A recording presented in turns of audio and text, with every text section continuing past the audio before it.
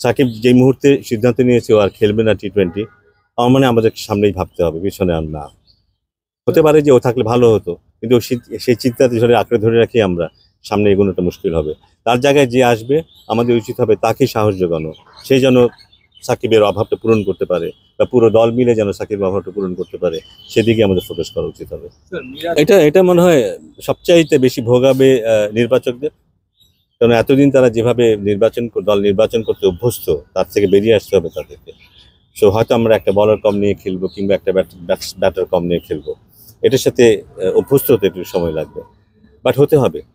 আমার মনে হয় যে ওই চিন্তাটা আমরা যদি ধরে রাখি, সাকিবকে ছাড়া আমরা কেমন করে আগাবো, এই চিন্তাটা ধরে রাখি, তাহলে এগোনোটা খুব কঠিন হয়ে যাবে মনে হয়। এটা দৃষ্টিগোচর হয়েছে অবশ্যই, এবং এগুলো এগুলো দেশের ভাবমূর্তিকে দারুণভাবে ক্ষুণ্ণ করে। কিন্তু আমাদের দেশের যারা ক্রিকেট ফ্যান, তারা কতটা একদিক থেকে ফ্যানাটিকও বটে, আবার আরেক দিক থেকে ক্রিকেট বোঝে এবং সত্যিকার অর্থে বাংলাদেশ ক্রিকেটকে সাপোর্ট করে অ্যাজ এ হোল।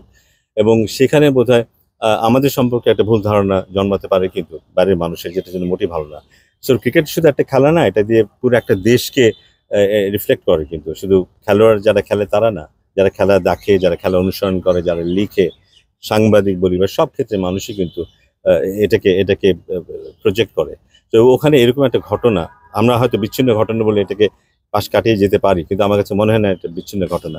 নিশ্চয়ই এসব ব্যাপার যেন ভবিষ্যতে না ঘটে, এই ব্যাপারটা দেখতে হবে, এবং দায়টা ক্রিকেট বোর্ডেরও আছে এখানে। আমি নিশ্চয়ই যে ক্রিকেট বোর্ডও ব্যাপার কিছু করবে। আছে, ভালো খেলার পসিবিলিটি আছে। আমার মনে হয় যে টি-20তে রিসেন্টলি আমরা একটু একটু করে ভালো খেলা শুরু করেছি। আমাদের শক্তি জায়গাতে কিন্তু এখনো আমাদের বোলিংটা, আমাদের বোলিং এর বিপক্ষে একটা সময় যখন হতো যে বিপক্ষ দল এমন একটা স্কোর দাঁড় করাতো, যেটা আমাদের জন্য চেঞ্জ করাটা ডিফিকাল্ট হয়ে যেত। কিংবা আমরা যদি প্রথমে ব্যাটিং করে একটা রিজনেবল স্কোর করতাম, সেটাকে আটকে রাখার মতো বোলিং শক্তি আমাদের ছিল না। বাট এখন বোধহয় আমাদের পেস অ্যাটাকটা যথেষ্ট সমৃদ্ধ হয়েছে, রিশাদের ইনক্লুশনটা আমাদেরকে আরো বেশি সাহসী করেছে। সো বিপক্ষ দলের ব্যাটিংকে যথেষ্ট চিন্তা ভাবনা করে ব্যাটিং করতে হয়। তো ওইটা আমাদের মার্জিনটাকে একটু কমিয়ে এনেছে আমাদের সাথে বিপক্ষ দলের, এমনকি বড় দলের ক্ষেত্রে মার্জিনটা একটু কমিয়ে এনেছে। ব্যাটসম্যানরা রিসেন্টলি ভালো ভালো কিছু কিছু ব্যাটসম্যান ফর্ম দেখিয়েছে, যদি তারা ভালো খেলতে পারে, কি ব্যাটসম্যান যারা আছে তারা যদি পারফর্ম করতে পারে, আমার মনে হয় যে আমরা কম্পিটিটিভ হতে পারবো। হার জিতের ব্যাপারটা বলাটা খুব মুশকিল, ভারত এখনো হয়তো ফেভারিট টিম হিসেবেই থাকবে, কিন্তু ঠিক আগের থেকে বলে দেওয়াটা খুব মুশকিল হয়ে যাবে কিন্তু এখন, যে ভারত জিতে যাবে। কে মনে করেছে আমি জানি না।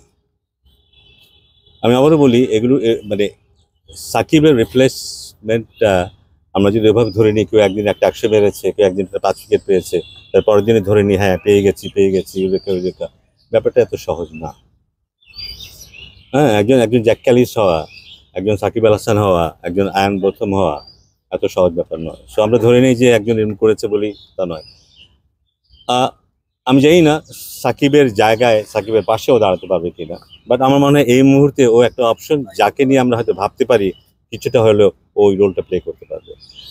আমি যেটা বলছি যে আমরা যদি সাকিবে আটকে থাকি, সাকিবের মতো হলো কি হলো না ওটা নিয়ে বসে থাকি এবং তার সাথে তুলনা করতে থাকি ক্রমাগত, নতুন যে আসবে তার জন্য ব্যাপারটা খুব কঠিন হয়ে যাবে। কিন্তু তাকে তার মতো করে খেলতে দিতে হবে। কিন্তু মিরাজ যদি সাকিবের জায়গায় খেলে, ও মিরাজ হয়ে খেলো, আর কারোর সাথে তুলনা না করাই ভালো, তাহলে বোধহয় ওর সবচেয়ে ভালো খেলাটা খেলতে পারবে। এবং খেলতে খেলতে করে যদি সাকিবের মতো হতে পারে, খুব ভালো। ও দিন তার চাইতেও ভালো হয়ে যায়, নাথিং বেটার দেন দ্যাট।